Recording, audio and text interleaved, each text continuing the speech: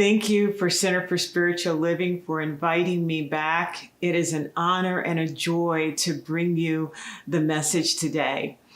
And throughout this year, the theme is Timeless Wisdom, Evolutionary Vision. And all this month, the theme is Breathing in the View. And my topic fits perfectly with Thanksgiving, being grateful. Now that sounds really simple, and I do want to break it down because there's a lot of mysticism and a lot of magic and technology that goes along with being grateful. Now, last time I was here, I talked about the 4 strands of gratitude. And if you missed that lesson, you can always catch it on a YouTube channel or where they have archived the previous sermons. And I will go through it just briefly right now, and I will focus on the 4th strand of gratitude. So the first strand of gratitude everybody does, and you probably did this for Thanksgiving, and that is you give thanks for what you see in that moment, and you do it once a year. So you say, thank you for the turkey, thank you for my family, and then you wait until next Thanksgiving to be grateful. That's something that most people do. But when you want to take it up a notch, the next strand of gratitude, which is part of that one strand, is thankful for things that you can't see, like your safety, like your spleen. I can't see my spleen, but I'm thankful that it's working right now. The second strand of gratitude is actively looking for things throughout your day for things to be grateful for. And it can be a flower sticking out of a crack in a cement. You're just grateful for that sunset that you saw, but you're actively looking for things to be grateful for. And then when you go up a notch, meaning that you are energizing your energy field and you are becoming grateful, this is an important step. The third strand of gratitude is being thankful for your past. Now, when we're thankful for our past, a lot of people will look at their past and they'll have shame and guilt and victim stories. But when you're grateful for your past, your story changes. And instead of being in victim mode, you're in gratitude mode. I'm so grateful that it happened because then I was able to move out of state. I'm so grateful for this because it made me stronger. It made me understand people and emotions and myself better. So you can always find things in your past that you're grateful for. Once you change that, you have energized a lot of your body chakras, meaning you've increased your energy. And when you increase your energy in gratitude, you become more one with the universe and more one with the powers that affect good. So let's talk about the 4th strand of gratitude. This is the highest level. Remember, you've been doing these practices of gratitude for a long time. When you get to the 4th, you become energetically the Christ consciousness, meaning you have the same thought process, the same heart as a God being, a light being, a shining one, as they say in Native American cultures. So the 4th strand of gratitude is when you are grateful for things that you can't see. Now, in traditional religion, we call that faith. This is an energy that you possess, that you are, and you're able to call forth out of gratitude the things that haven't happened yet. So, for example, you call forth your healing, even though the doctor has given you a diagnosis of cancer. You affirm your healing and are grateful for your wellness, your health. You see the difference?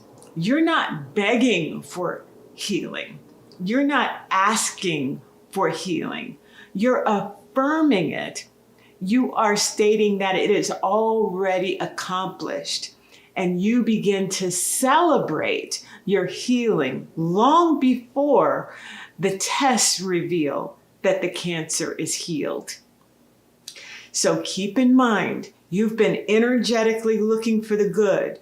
You have been practicing this 4 strands of gratitude. And now you have come into the awareness of your power, your energetic power, and you are calling for something that regular people say hasn't happened yet or is impossible. But you see, there's nothing impossible as long as you're in that field of unity, that universal field of gratitude, because you're bringing forth the good with that energy. Now, we're living in a time where we can no longer think and act like mere mortals, because we're not, and we never have been. But we've been dummied down, we've been programmed, and we've been given instructions that cause us to doubt our own power. But this gratitude practice puts you in alignment with that God energy that you've always been. This does not happen overnight, but with regular practice, you can do it. And with regular practice comes power. You're awakening the power that you are. You're awakening and stepping into the Christ consciousness. As a matter of fact, this hat, this Zulu hat, symbolizes one of the 5 rites of passage that a woman goes through. It's usually worn by married women who have a certain maturity. But one of the rites of passages is called becoming the spirit, or homecoming to the spirit. As you can see, it's narrow towards the skull, and then it inflates as it goes up. And that's exactly what we're doing. We are bringing in the messages of spirit.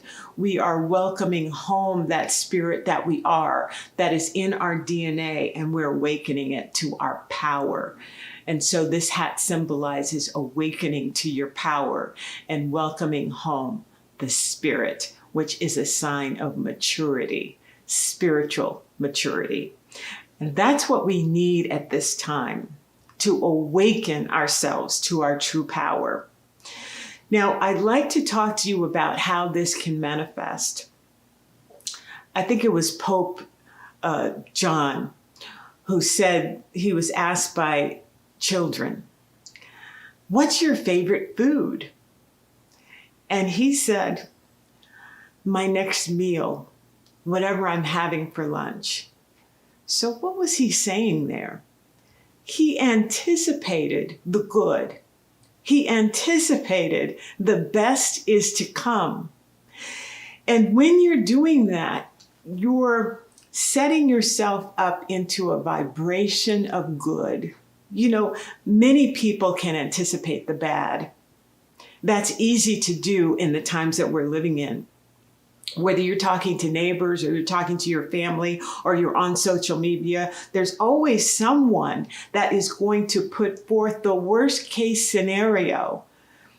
And we're used to doing that. As a matter of fact, I remember growing up and my family would be sitting around the table and they would talk about their ailments and who had the worst ailment and what hurt the most, and what they were suffering from and what they were taking and that wasn't working.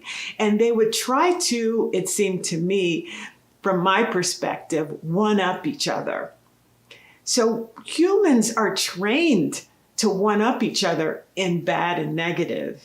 But how many people are anticipating, looking for the good?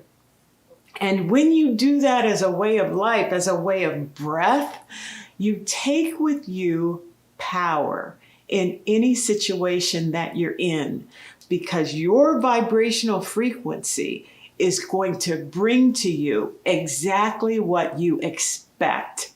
So it goes beyond belief. It goes on to, what do you expect out of life? What do you know to be true? And whatever that is, you're going to bring it just like a magnet into your life. Let me tell you about how you can actually affirm the good. So I moved to Sedona. I got a calling to move to Sedona from Las Vegas. I got the calling in January, the end of January. By February, I was actively looking. And by the end of February, I had found a place and was moving all of my belongings, or most of my belongings, in March. So this happened really quickly, but I was really clear about what I was doing and where I was heading and why I was heading to Sedona. As soon as I got my place, I went to the dollar store and I got up all of these balloons and all of these streamers and I put them on my porch. What was I doing?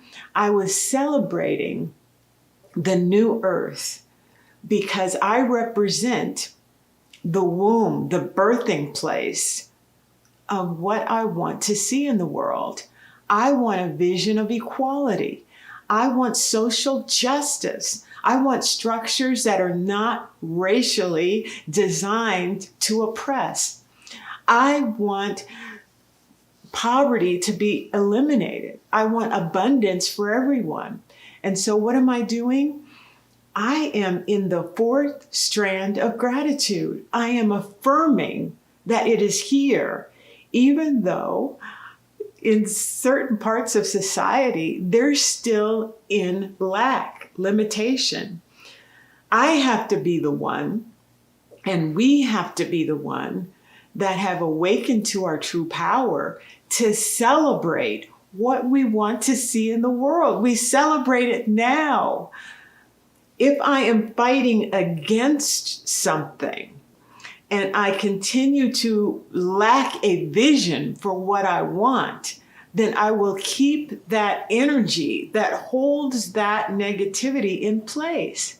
Instead, when I have been working on my gratitude strands and they are strong, I'm ready for the fourth one. And I celebrate the new earth. I celebrate that and am grateful every time I see my vision realized. And pretty soon what happens is I'm living in the new earth. And I see the other world when I turn on the media or when I speak to people that are not in the gratitude zone. I see what that is. But you see, I don't live in that space. I see it, I understand it, but I want to give people the vision and to step into their affirmative power of celebrating and being of gratitude when they see it. That's how we create the new earth. And I'm holding space for people that can come join me in this unified field.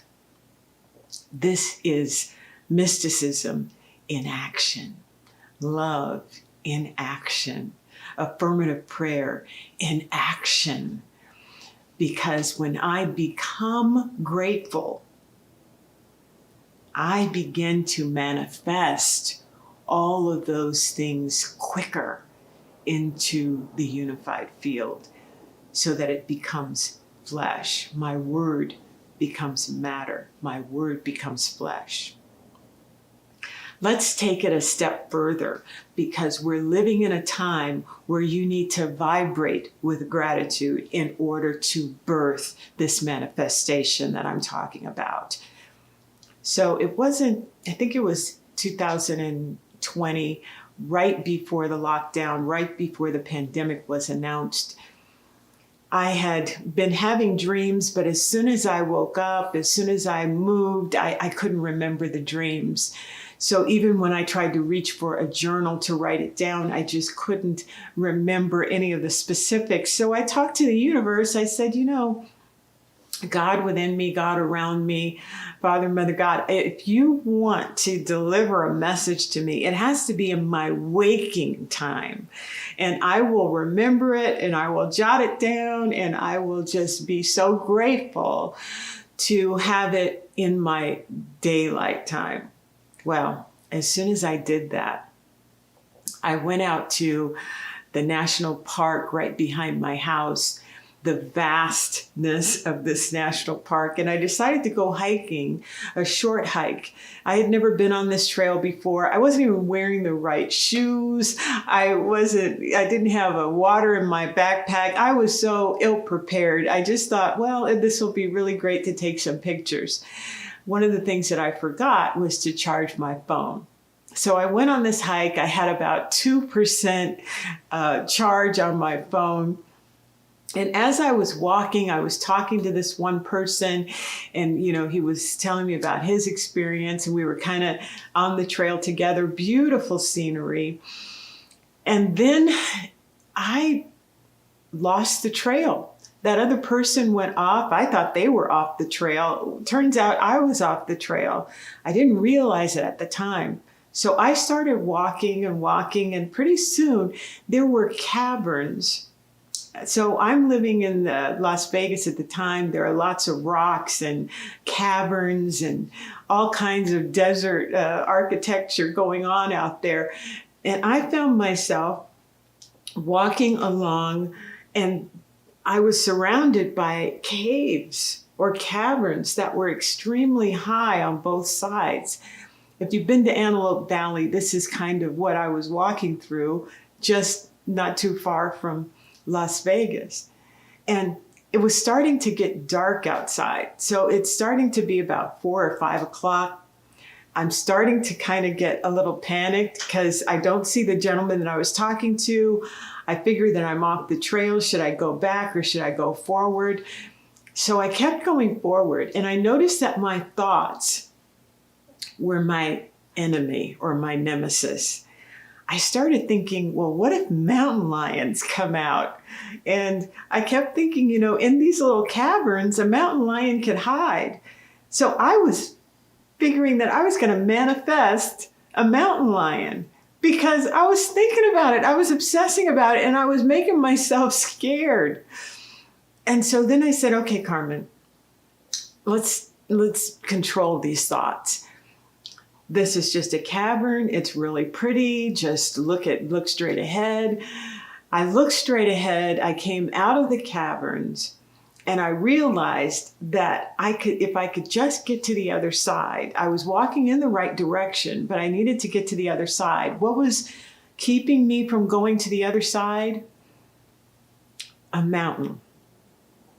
There was a mountain there, and I'm not over analyzing this and saying it was a molehill, but it was really a mountain. It was a mountain.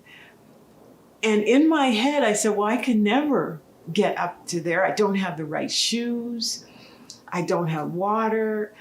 I don't have a lot of stuff on my phone if I fall and I get hurt. All of these things were going in my mind, but I also knew that salvation, if you will, was on the other side of that mountain. But I knew that my mentality needed to be different in order to get to where I needed to go. And so I, step by step, started telling myself who I was. And you know what I said? I said, I am a mountain climber. Now, I don't even do well in those structured places where you have your foot goes this way, those mountain climbing walls. I'm not even good on that. And that's with a harness. But here I was affirming who I am. And isn't that so biblical, so spiritual? I even wrote a book called The I Am Solution, because the solution to every problem or every situation is you affirming and knowing who you are at any given time. At that time, I needed to be a mountain climber. So I, in my mind, was saying, I got this. I'm a mountain climber. I'm a mountain climber. Go, Karmen. Go, Karmen. You're a mountain climber. You're a mountain climber. And step by step, I started climbing up. Now, also, I knew that every time I looked up, I would see how far I needed to go. And that could be daunting. So in my mind, I said, I'm not going to look up to see how far I need to go. I'm going to pay attention to where my next step is. My next step And where's my next step? And where's my next step? And I kept saying, I am a mountain climber. I reached the top and was able to obviously safely get back to my car. But all while I was walking back to my car, I was still saying, oh my gosh, you got this. You're a mountain climber. I made it into a song. I was cheering. By the time I got to my car, I was saying, okay, Karmen, you did it. You don't have to sing that anymore. But one of the things that I got from that whole experience, and I was so grateful for it, and it was a real experience, because remember, I asked the universe, don't send me a dream, and it was like a dream. Just give me these experiences in person so that I can remember it. So as soon as I got home, I started writing down the messages that I got from that whole experience. And here's what I gleaned from that. Your mind is your greatest treasure. And Ernest Holmes created the science of mind. He knew that our instructions and how we're brought up determine how we can manifest our power and whether we can manifest our power. And it depends on who you think you are, who you believe you are, but mostly who you know you are. And we are divinity. We are incredibly made in the image and likeness of God. And when we know that, we're able to turn any situation around because nothing is impossible. But I noticed when I didn't know who I was, I began to get scared. I began to think that external forces like a mountain lion or the night sky was going to get me. But when I started to know who I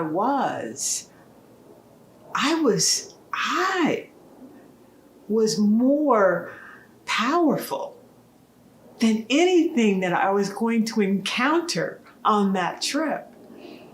As a matter of fact, it's fine to have some cell bars when you're going out on a hike. Yes, it's fine. That's important to have.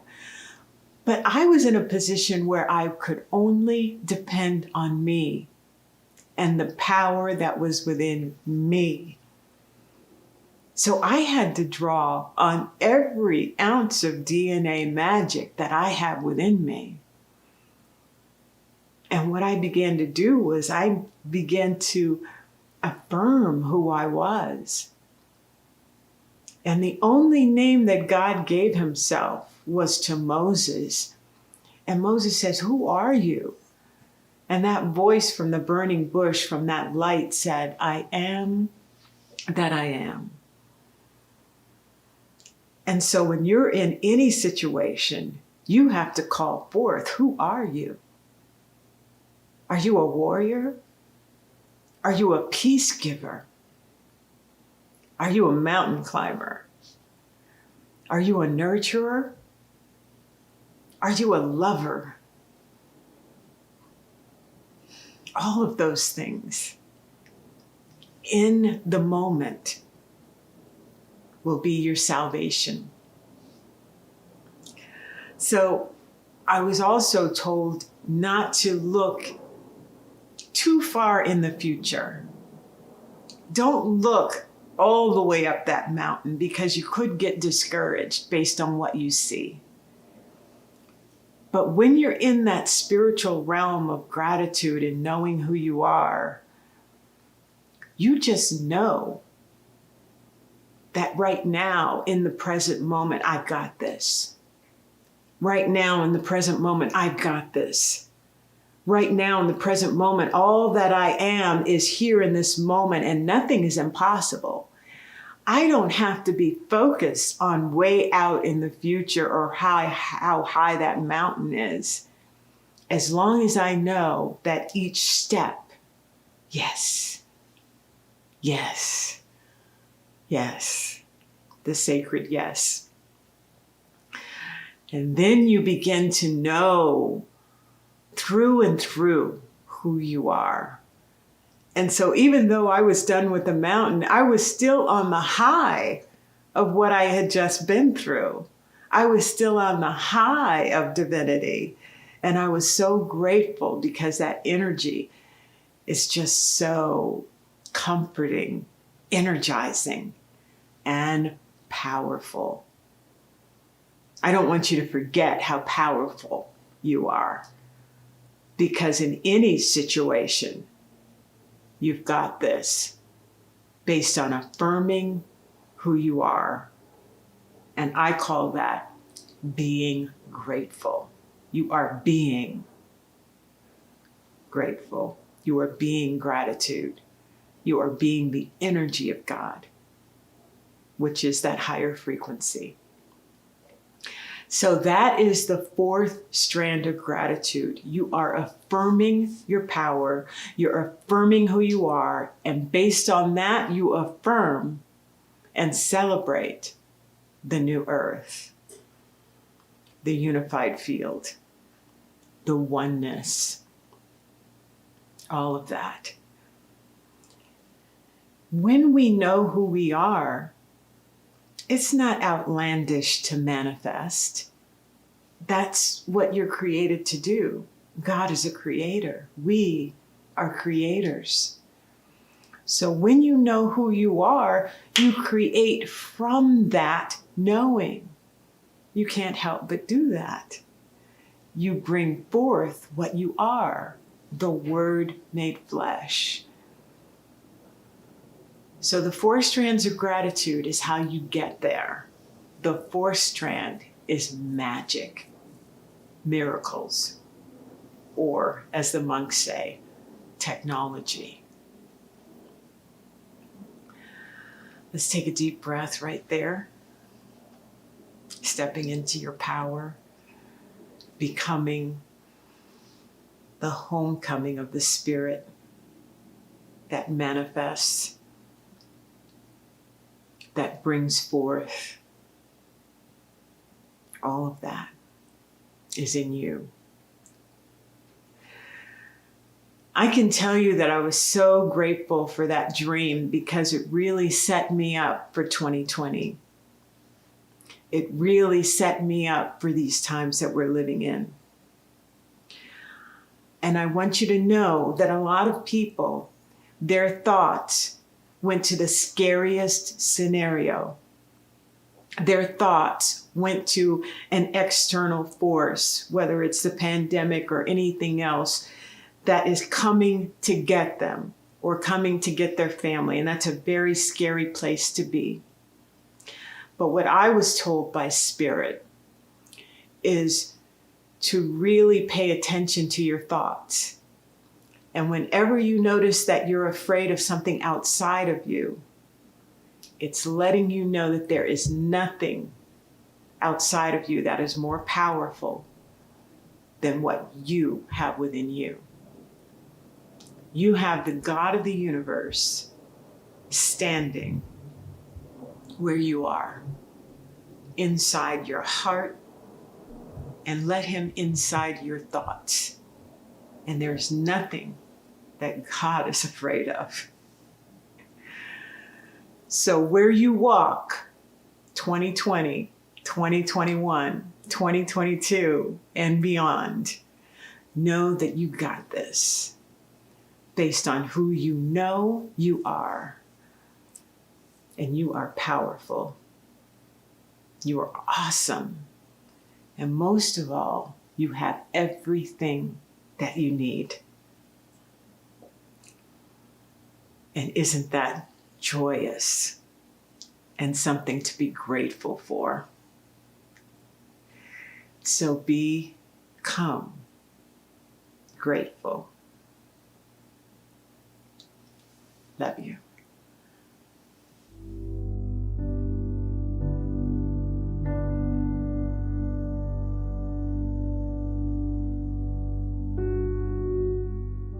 This gives us an opportunity to practice becoming grateful and being grateful.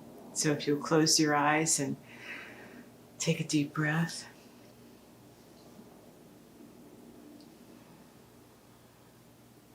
I am in the zone of gratitude.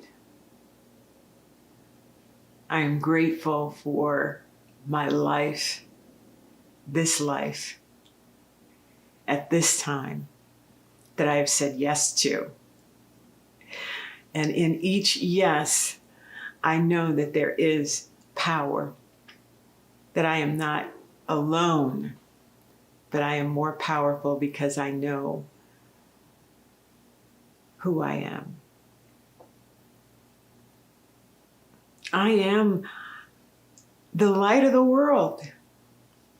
And when the world appears to be in darkness, it's because I am not there.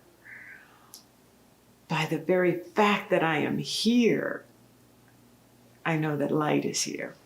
I know that life is here. I know that with each breath, I get the opportunity to share the light.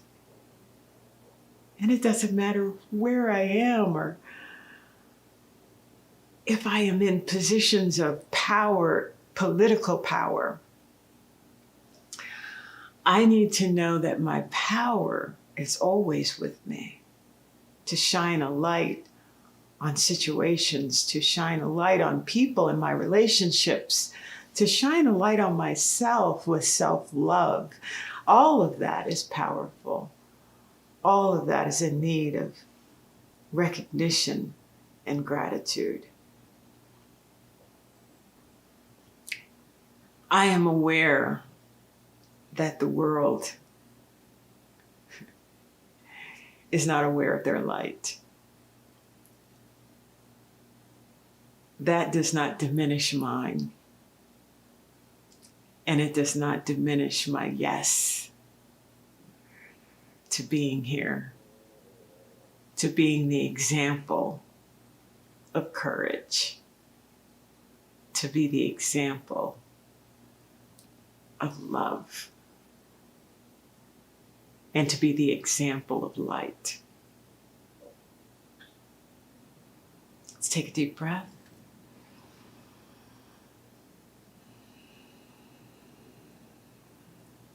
In every breath, there is a conversation with God.